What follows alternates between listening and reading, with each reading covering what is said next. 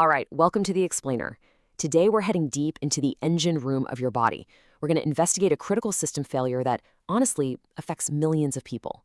And we're talking about the hidden mechanics of insulin resistance. So let's start with a question that might hit close to home for you. You ever have a big meal and instead of feeling energized, you just feel drained, kind of sluggish, maybe even mentally foggy? What is actually going on there? Look, this isn't just about being a little tired. You gotta think of it like a warning light flashing on your body's dashboard.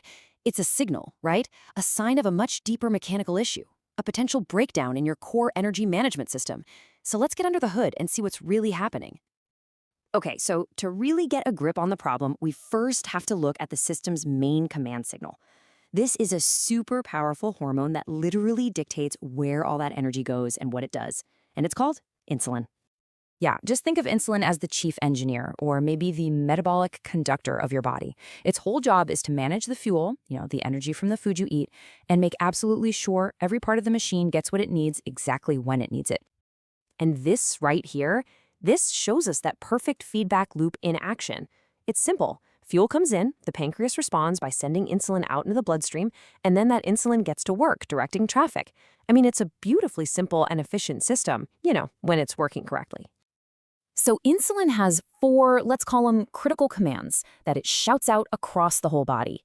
It tells the liver, hey, hold up, stop releasing sugar, we just got a fresh supply. Then it turns to the muscles and says, all right, open up the loading docks, fuel is on the way. It also signals the body to store any extra energy and tells the muscles to switch from breaking down to building up. It's a total master coordinator. But what happens when the parts of the engine just stop listening to the conductor? Well, that's when you get a signal failure. And that's the absolute core of what we're talking about today. This is insulin resistance. And this slide just illustrates that core malfunction perfectly. Look, on the left, you've got a healthy system. The signal is sent, the cells hear it loud and clear, and the fuel gets where it needs to go. Simple.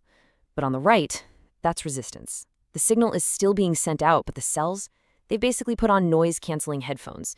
They completely ignore the command, leaving all that precious fuel, sugar, fats, stranded in the bloodstream. And that's where the real problems start. Okay, so here's a really crucial point. Your body doesn't just give up right away. No way. When the signal isn't being heard, the control room, that's your pancreas, it starts to overcompensate. And this kicks off a silent but absolutely critical phase of just escalating system strain. Now this chart, this is the diagnostic readout we really need to be paying attention to. See that purple line? That's insulin resistance. And look at it, it's been climbing, maybe for months, maybe even for years. To compensate, the body is just pumping out more and more insulin. But all the while, that red line, your blood sugar, it can look perfectly normal. The system is under this immense strain, and this is when you might start feeling that post-meal fog, even though the main warning light hasn't even started flashing yet. I love this analogy because it explains exactly what the pancreas is doing. It's like the cells put in earplugs, right? So the pancreas just starts shouting. It turns the volume on its insulin production way, way up just to force the message through. But that can't last forever. Eventually, the speakers just blow out. The pancreas can't shout any louder. And that is when the whole system really starts to fail. All right, so let's track what happens next. Let's see how this one single ignored signal triggers a whole cascade of system-wide malfunctions.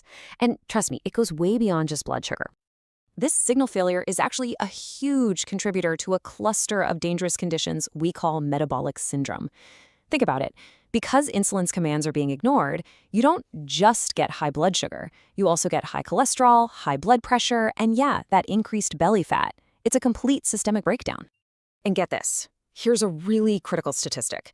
Since the liver is ignoring insulin's signal to stop making sugar, it also gets totally overwhelmed trying to store all this excess fat.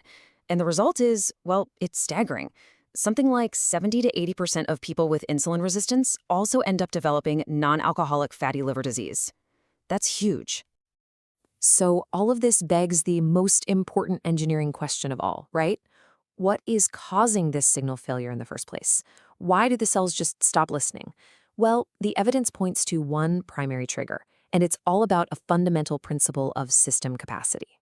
And this is the key insight. You have to get this part. It's not the high blood sugar that causes the resistance. It's the other way around. The resistance causes the high blood sugar. The real root cause, in most cases, is something called energy overload. Basically, your cells, especially your fat and muscle cells, are already so stuffed with energy that they physically cannot take in any more. So as a defense mechanism, they become resistant to insulin's signal.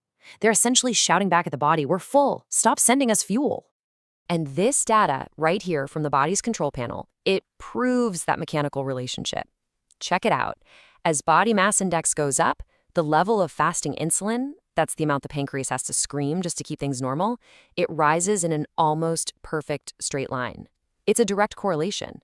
More body fat means more energy overload, which means the body needs a louder and louder insulin signal. Now, this part is fascinating because it explains why someone who's at a normal weight can still have all these metabolic issues.